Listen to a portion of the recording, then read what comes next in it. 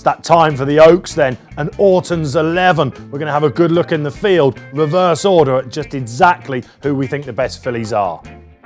So the Booby Prize then, yeah, one of Aidan O'Brien's 4 runners. I think Fleeting, well, she's got to step up over this trip, of course, and a down one over a mile 6, but she was last in the Guineas on her return.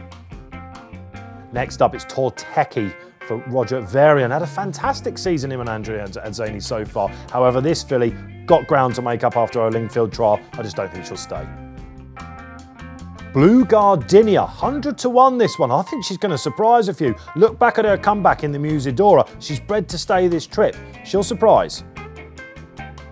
Manuela de Vega, Rafe Beckett. Well, must have looked at this one draw and gone, oh, Secret Gesture all over again. 2013, Secret Gesture strongly fancied for the Oaks in stall 1. It's an absolute graveyard. She could go well, but the draw's a big worry.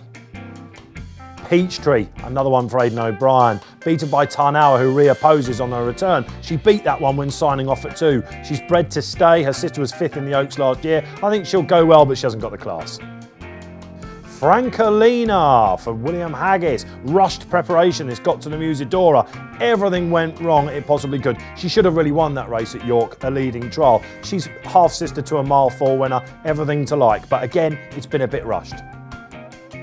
Dermot Weld, he's got form in the Oaks over the years, of course, and his Tarnower is a bit of a flyer here over the trip. Held by Pink Dogwood, but again, a little bit immature that day. I think she'll go well over a trip she's going to like.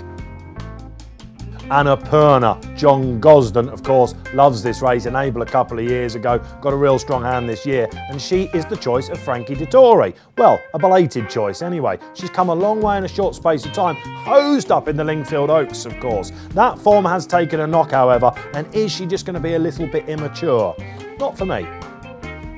Right, we're starting to get closer to the business end now. Maxad. This looks William Aggas's number 1. The Pretty Polly winner. She sauntered through that. Of course, she has turned a real corner this year as a 3-year-old. She's bred to stay. She's got a good draw. I think she's going to go really, really well. However, she is just held, of course, by one of the market leaders.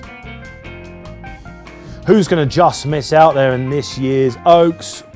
I think it's going to be Pink Dogwood. I just don't like the price now that the ground is drying up. Pink Dogwood last year, I went over to the Arc Day and I saw a flop there on the softer ground, but the time before that she looked like she really wanted it. Lots to like, of course, about her comeback win. The form's working out left, right and centre. It's just at 2 to 1. I think we can slightly take her on. Topping my list then, this year's Oaks Orton's 11. Step forward, John Gosden.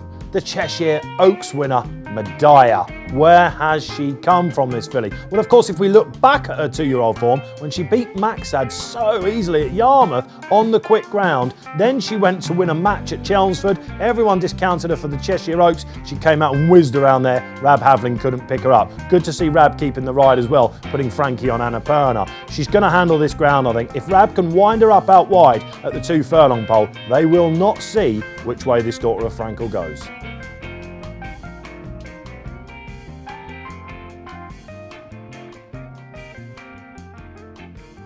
That wraps up the Oaks then. Orton's 11 in numerical order. The 1, 2, 3, yeah, I think Maxad for William Haggis. He's got form with Madaya. I think she will get the bronze medal. Pink Dogwood, the form's there to see, isn't it? Keeps getting, nicely boosted all along. Just the ground concerns at around about 2 to 1 for her. Madaya, so much to like about her. John Gosden can do what he did with Enable a couple of years ago and blow them all away.